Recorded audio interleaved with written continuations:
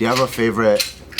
Like, who's your favorite least favorite artist? Yeah, least favorite artist like that growing up. Like Bob Ross. Anybody. Bob Ross. Bob Ross. Whitney Houston. Bob Ross. You said artist. Not painter. Or how about this? If you could be this person and make that music, who would it be? Bro, honestly, probably like James Brown. Dude. Or like Which song? Curtis Mayfield. Most soulful shit. Yeah. You know, like, oof. Yeah, those are my two favorites of all time. But James Brown, Right off from the dark. he kind of invented funk. Yeah, he did. Yeah. He did. Yeah. Period. It's So, people you know. still. Get down with my girlfriend. Yeah. That ain't right. That's so hard. It's so tight. Do you like what what Bruno Mars did with like do. bringing back the Morris Day like type of? I love it. Yeah, I love what he does. I love what Anderson does. Oh yeah. Yeah, I think it's what I really like about it is it's not easy to take something like sort of these older styles and make them current and catchy. Modernize it. And- That's right. difficult. And then be a #1 hit single. Yeah. That's crazy. Yeah, in a way that you're not like, this just sounds like some retro bullshit. You know what I mean? It sounds Like, old. right. Yeah. I mean, Yeah. I think he probably does it the best. Yeah, I think so. That situation that I just described. I mean, he Yeah, probably does it the best. So, Oh yeah. So so we're here with Lyrics Born, talking music stuff. We wanted to get your perspective because back in like the '90s, early 2000s, we used to listen to underground rap, underground hip hop, and we always imagined that it was a big like them versus them, like underground versus pop, mainstream. What was it actually like being a part of that scene from the inside? you did have that. You did have those feelings. Like a lot of people did feel that way. A lot of it, though, I gotta be honest, came from the fans. Like the fans wanted something to keep for themselves that was sort of untouched and just Like not pure. and not corrupted. So the fans actually put a lot of pressure on the groups in that way. That's interesting. I didn't think about that. But the groups were like, you have no idea how hard life is. I'm trying to pay my mortgage. I know, yeah. So they're trying to keep you guys unsuccessful and broke because they're that's like their cool, like, I know something you don't know. Yeah. So it's This like, is our music. Yeah. It was a point of you know, pride. This yeah. is mine, Yeah. And there's a certain part of that I do understand, because we all want the best, we want what we want, but it's not realistic, I don't think, or sustainable for artists over time I to think feel that way, in my opinion. during that time though, I remember there was such a big thing about like selling out, right? Now you want your artist to ball out because it feels like you won through them. I don't really see you grew that. with them. Yeah, if you grew with Yeah, them. but back then though, like every scene was like that. It's like once you're a part of the system, you're with the man. You're not real anymore. You're not of the people, and then people hated you after that. That's what's We even went through that as YouTubers. Yeah, because they thought we were sellouts if we had advertisements. Yeah, we do brand deals. They're like, another brand deal. But then now they'll But be we're like, like oh, go 2000 get that bag. They'll put like the fucking bag emoji, whatever. But that That's was 'cause they know 2000. we That was broke. 2008 YouTube though. They still had those vibes, and I think it wasn't until after where it's like different. Do you think there's a way to make the transition? Because like I'm surprised that even to this day, you go to a Black Eyed Peas video that's like new and they have a new upload, you still see a dude from the 90s going like, this shit's whack, their old joints and jams is better. To this day, like That's the joint. That's the jam. what's different about what happened with them that like alienated their original fan base? What's different? Okay, repeat that question. What's different with what happened with them? Yeah, versus like artists that gracefully go to the mainstream and takes their fan base with them. Yeah, I think values just changed. You know, I think the as the audience got younger, it's like you said. I mean, you know, the whole get the bag mentality is just pervasive. You know, and I'm not saying that that's good or bad. I'm just saying that's a fact. You know, and I think also with the decline of the music industry in terms of like the power that the labels once had. You know, I have no choice. I gotta go out and get the bag. Nobody's gonna pay me, you know. So suddenly everybody's independent. You know, 90% of the industry or whatever it is That's a good point. So you're like, listen, man, if I don't go out and get the bag, I can't continue to make music for you tomorrow. You know what I mean? So we got to figure it out. You know, same thing. I mean, as podcasters, as YouTubers, I mean, how are you going to make all this happen without getting funded and people can watch for free? You know, you got to make that. That doesn't add up, really. You know, so you got to make that work somehow. And frankly, you know, I celebrate and embrace anybody who can creatively find ways to finance their projects and their endeavors and not have to be reliant upon some larger machine, you know. But you know, it's like with anything, it's nuanced. You know what I mean? There's third rails and there's fine lines here and there. You know what I mean? But you know, I personally love this era that we're in. I really do, and I think I don't feel like there's ever been a point in history where and I've been through obviously several different areas. I can't think of a time in history where artists or creators or creatives have had this kind of power, you know. It's not easy still. It's still really hard, but it's right there. You know, it's upload. You know, it's cool. I like it. You know, and a lot of people that aren't on board with it, they're kind of used to maybe previous and older models and methods, you know, and that I can't do anything about that. If that's where you want to stay, that's on you, you know. I don't have control over that. I just know that if I want to continue to do this and do it at a high level and continue to live in my purpose, I have to accept the fact platforms change, methods change, you know, culture changes, values change, the world changes, and I accept that. You know, I accept that. And so, yeah, I think Jay-Z had the best line. He said, people want my old shit, buy my old albums. That's the simplest, most poignant way to put it. If you like the old shit, listen to the old shit, you know. I listen to K-Day. I love it, you know. But I don't expect those artists to come out. If I'm those guys, I am one of those guys, actually. You know, I am from that era. And I can't expect for those old platforms and those old methods to continue to work for me. That's just not how the world is, you know. Yeah, sure. So, do you like Kanye's new shit? His new? You know, I gotta be honest. His new evolution. The newest song. I gotta be honest. I haven't heard a Kanye album in. Oh, you gotta hear his new. Yeah. I don't even remember the last time I listened to a Kanye album. Damn. You know, it's been a while. Maybe I don't know. The new song is wild, dude. I haven't heard it. You shouldn't listen to it here. Okay. To be honest with you, I'm not knowing. You know, I just. Maybe that's a good thing. Good stance. It is good. Stay underground. Yeah. For that one, you don't need to be mainstream on that one. Yeah. How do you feel about the music culture in general in terms of like what is successful, what like people or artists or groups that are like, you know, top charting radio hits, touring, big name celebrities, like how do you feel like that music culture is? I don't pay attention to it, man. To be completely honest, I don't pay attention to it. I mean, what I realize now in this era, there was always a way, and there was always a solution.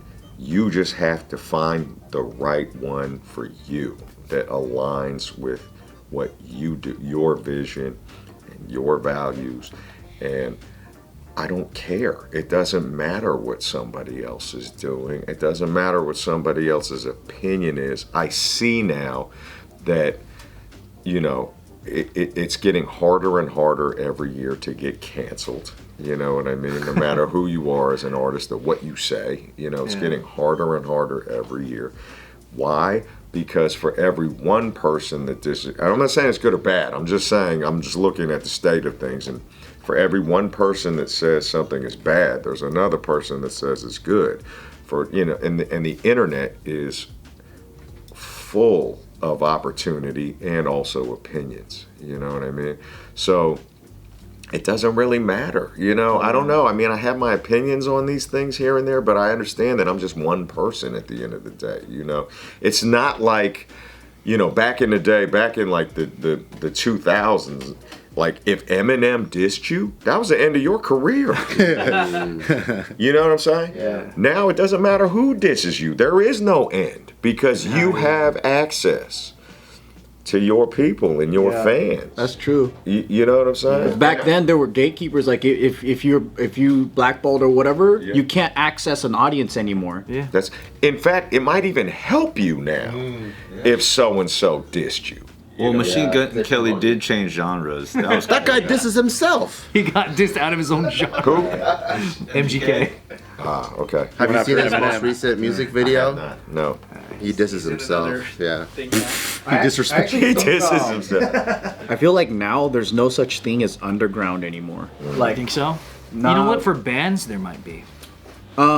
maybe, but the way I think about underground is like, well, for one, everything used to be very culturally like regional. So if you think about even music, right?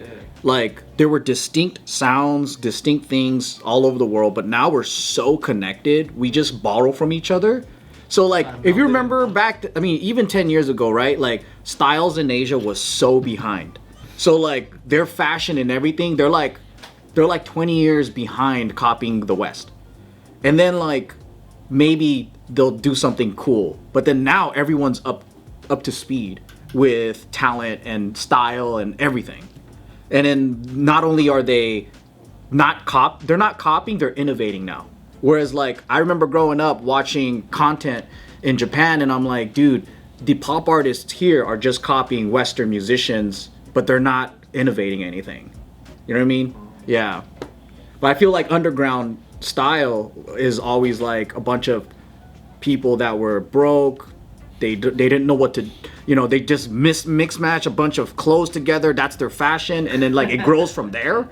Whereas like now it's like it doesn't seem like it's a coincidence. No, now it seems like everything's like commercial. As soon as something gets popular, there's a big business that'll like swallow it up. It's on Shein as soon as something's popular. Exactly. But back then it had time to marinate as a culture because like these group of kids over here didn't have anything to do. They're bored. Yeah, it got further along before it got overexposed. Exactly. So maybe that's what I'm trying to say is that everything gets picked up hella quick, so there's no time to marinate as its own little culture. Everything that we're seeing right now is things like millennials and before created. That's just on steroids. Yeah. I mean, Do you have like since you just like kind of hit this like crazy explosion of popularity, do you have like some homies that you came up with that are like, hey, what's the secret? Yeah, all the time, man. Are you able to like help them find their own like version of how you did it? I hope so. Just tag Snoop. Just keep tagging. Snoop. Just tag him 20 times. The doggy dog. Because I'm sure you got like that many people in your life for that long. Yeah. They've all got to be asking you. So before I came here, I had lunch with Dunn and Rick. Dunn. Oh, nice. Yeah. Cool. Yeah. And Dunn was like, bro, are these videos helping you? Like just the shit, because he's like, I'm seeing it's exploding. I'm like, yeah, that's exactly what's happening, And I think I've had that conversation privately with probably 10 veteran artists. Oh, wow. And I think for me, one of the things that's been so fulfilling and inspiring about this particular moment in my career is that I'm able to show people, hopefully, that, being 40 plus in this business is not a death sentence, bro. You know what I mean? Like, we can go as long and as far as we want, as long as we are committed to new methods, you know, and open to new methods, you know. And I'm gonna date myself here, man, but I don't know why. When I was a kid, I was a boxing fan. You know, when I was young, I was a boxing fan. I don't know why this stuck with me, but I remember watching, a lot of people may not realize this, but when I was probably a teenager or so forth, George Foreman. Y'all remember George Foreman? Yeah. He had this big career resurgence, you know, and he wouldn't sit down in between rounds, you know, he wouldn't sit on the bench. He just leaned on the rope standing up like this, right? And he was winning every single fucking fight as a 45-year-old head. I don't know what it was. He was older heavyweight. Yeah. He was old, bro. You know, and this is after Rumble in the Jungle, which would have been a career killer. He lost to Muhammad Ali, probably one of the biggest fights of the century, you know what I mean? But here he is, 20 years later, 15 years later, at the height of his career, when probably most of his peers had quit long ago, you know, for better or for worse. Here he was winning every single fucking fight.